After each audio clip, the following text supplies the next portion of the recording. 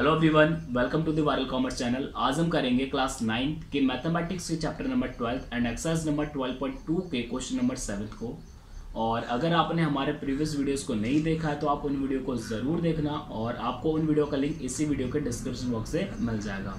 सो शुरू कर लेते क्वेश्चन नंबर 7 को। सो एज यूजुअल सबसे पहले हम क्वेश्चन को रीड करेंगे, क्वेश्चन को समझेंगे कि हमें क्या क्या चीज़ गिवन है और हमें क्या चीज़ को फाइंड आउट करना है। सो यहाँ पे देखो, A kite is in a shape of square with diagonal 32 centimetre, ठीक है, and N isosceles triangle given है आपको, जिसका बेस दे रखा है 8 सेंटीमीटर एंड साइड दे रखा है 6 centimetre, is to be made of 3 different shades shown in the figure. ये दिख रहा होगा, ये काइट दिख रहा होगा आपको यहाँ पे, ठीक है।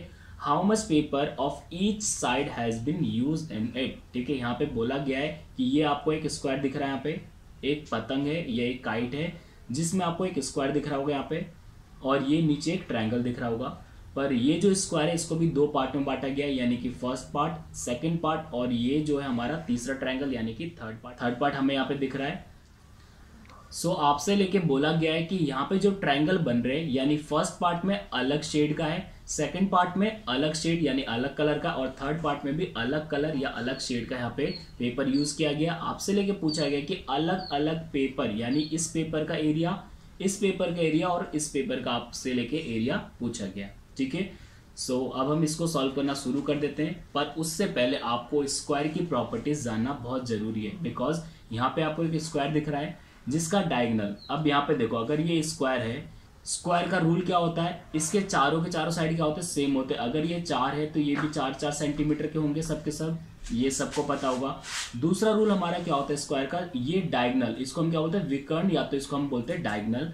स्क्वायर के 2 डायगोनल होते हैं, एक डायगोनल ये है और एक डायगोनल ये है। देखिए आपको यहाँ पे जो 2 डायगोनल है वो हमेशा क्या होंगे, इक्वल ही होंगे। यानी कि अगर मान लेता हूँ, लेट किया मैंने, ये अगर 6 सेंटीमीटर हुआ, ठीक है, तो ये भी 6 सेंटीमीटर होगा। अगर ये 3 सेंटीमीटर होगा तो ये भी 3 का ही होगा, दूसरा रूल।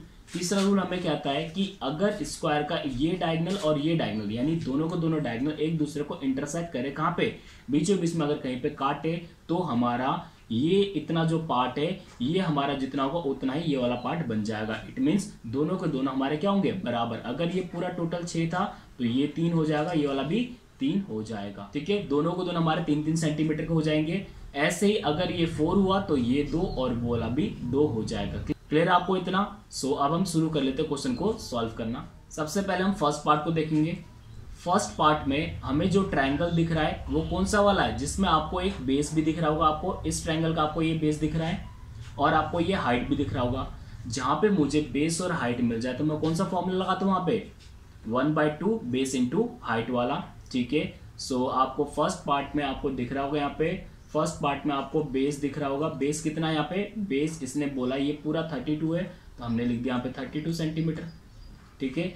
और हाइट हमें क्या दिख रहा है यहाँ पे, अब ये देखो, ये पूरे का पूरा कितना हमारा भाई स्क्वायर है, स्क्वायर का डायगोनल क्या होता है, ये 32 है तो ये भी 32 होगा, और जहां पे इंटरसेक्ट कर दे वहां से लेके आधे का यानी ये कितना हो जाएगा, 16 हो जाएगा, तो ये भी कितना हो जाएगा, 16 हो जाएगा। क्लियर आपको यहाँ पे।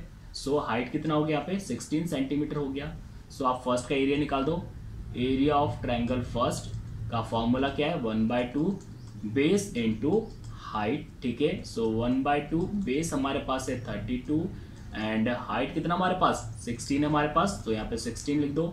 इसको काट दो 1 जा और यहाँ पे आ जाएगा 16 जा। सो ऊपर से ऊपर को मल्टीप्लाई यानी 16 इंटू 16 कितना हो गया, 256 सेंटीमीटर स्क्वायर। एरिया में हमेशा स्क्वायर आता है, ठीक है। यहाँ पे फर्स्ट पार्ट हमारा निकल गया। सो मुझे सेकंड पार्ट का बता दो आप। सेकंड पार्ट का एरिया क्या होगा, एरिया ऑफ सेकंड वाले पार्ट का ट्रायंगल का क्या होगा, ये भी तो यही होगा ना, 256 ही होगा, है कि नहीं है। 256 क्यों, इसका भी बेस देखो यहाँ पे, ये जो सेकंड पार्ट है इसका भी बेस क्या होगा, यही होगा 32। हाइट क्या होगा, 16 होगा। जब बेस और हाइट दोनों को दोनों सेम है तो एरिया भी क्या होगा, सेम ही तो होगा ना। तो यानी कि फर्स्ट पार्ट सेकंड पार्ट दोनों का निकल गया।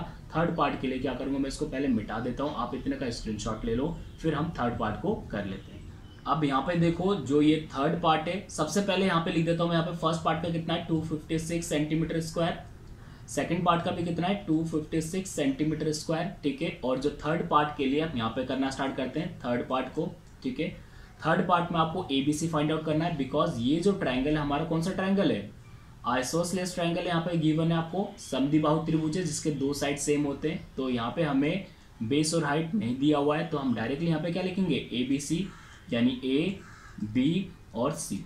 ए कितना है इसका 8 दिख रहा है यहाँ पे, बेस इसने वैसे बोला यहाँ पे बेस यानी इसका आधार कितना है 8 सेंटीमीटर, तो यहाँ पे लिख दो 8 सेंटीमीटर।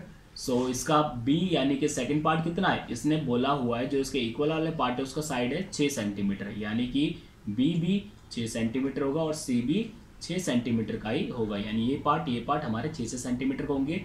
सो इसको हम आगे सॉल्व करेंगे। जब मुझे ए बी सी मिल जाए तो मैं डायरेक्टली क्या निकालूंगा, इसका एस निकालूंगा। सो एस का फॉर्मूला सबको याद होगा, एस का फॉर्मूला क्या है, A plus B plus C divided by 2, ठीक है। ए कितना है 8, B 6, C 6 divided by 2, it means 6 और 6 12 हो जाएगा, 12 प्लस 8 20 हो जाएगा। सो यानी 20/2, इसको अगर हम काटेंगे तो आ जाएगा 10 सेंटीमीटर हमारा आंसर, यानी कि सेमी पेरीमीटर हमारे पास आ गया 10 सेंटीमीटर। अब हम क्या करेंगे, 10 सेंटीमीटर मुझे एस मिल गया है, ए बी सी मेरे पे मिला हुआ है, तो मैं क्या लगा दूंगा डायरेक्टली एरिया का फॉर्मूला, एरिया ऑफ ट्रायंगल कौन से वाले का, थर्ड का। फॉर्मूला सबके सब बताओगे, हीरोन्स का फॉर्मूला क्या है, अंडरवुड में S, S minus A bracket S minus B और bracket S minus C. Very good. अब इसकी वैल्यू को यहाँ पे पुट करते रहो और सॉल्व करते रहो।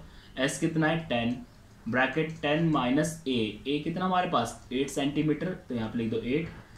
वैसे ही 10 माइनस बी यानी कि 6 सेंटीमीटर और 10 माइनस सी यानी कि 6 सेंटीमीटर, अंडरवुड से पूरा कवर कर दो आप यहाँ पे, ठीक है। अब यहाँ पे करेंगे 10 के प्लेस में 10 लिखा हमने, मल्टीप्लाई किया, 10 में से 8 को माइनस करेंगे तो 2 आ जाएगा, ऐसे ही 10 में से 6 गया तो 4 और 10 में से 6 गया तो 4 आ जाएगा। अब आपको इसके आगे का पता होगा कि हम क्या करते हैं, यहाँ पे अंडरवुड से बाहर निकालेंगे, कैसे, दो का ग्रुप बना के एक को बाहर लिखेंगे। जैसे आपको यहाँ पे 4 और ये 4 दिख रहा है सेम सेम, इसको आप नहीं छेड़ोगे, इन दोनों को आप फैक्टर करोगे, यानी इसको आप तोड़ना स्टार्ट करोगे। 10 को आप लिख सकते हो 2 × 5 यानी 2 5 से 10 हो जाएगा, और इस 2 के प्लेस में 2 लिख दो और ये 4 और 4 को आप एज इट इज उतार दो। नेक्स्ट स्टेप हमारा ये होगा, यहाँ पे देखो जो ग्रुप बन रहे उसको बाहर निकाल दो, यानी कि ये 2 और ये 2 ग्रुप बन गया, एक 2 को आपने बाहर निकाला, मल्टीप्लाई किया, ये 4 को आपने फिर मल्टीप्लाई किया और अंडरवुड 5 को आपने ऐसे ही छोड़ दिया सेंटीमीटर स्क्वायर, बिकॉज अंडरवुड 5 यानी कि जो 5 का कोई भी ग्रुप यहाँ पे नहीं बन रहा है, ठीक है। सो अब हम इसको यहीं पे नहीं छोड़ेंगे, हम क्या करेंगे 2 4 8 √5 भी हम इसको इतने में नहीं छोड़ेंगे, बिकॉज यहाँ पे आपको क्या निकालना है, इसका एग्जैक्ट वैल्यू निकालना है, यानी अंडरवुड 5 के प्लेस में हम क्या लिखेंगे, सबको याद होना चाहिए अंडरवुड 5 का वैल्यू क्या होता है। अंडरवुड 5 की वैल्यू होती है 2.24, ठीक है। अंडरवुड 5 की वैल्यू कितनी होती है 2.24। सो अगर आप 8 को 2.24 से मल्टीप्लाई करोगे तो कितना आ गया, यहाँ पे सेंटीमीटर स्क्वायर है, एरिया था यहाँ पे। सो इसको इससे करेंगे तो 17.92 सेंटीमीटर स्क्वायर हमारा एरिया आ जाएगा, किसका, थर्ड पार्ट का, यानी कि थर्ड पार्ट का एरिया हमारा कितना है 17.92 सेंटीमीटर स्क्वायर। क्लियर है यहाँ पे आपको, वेरी गुड।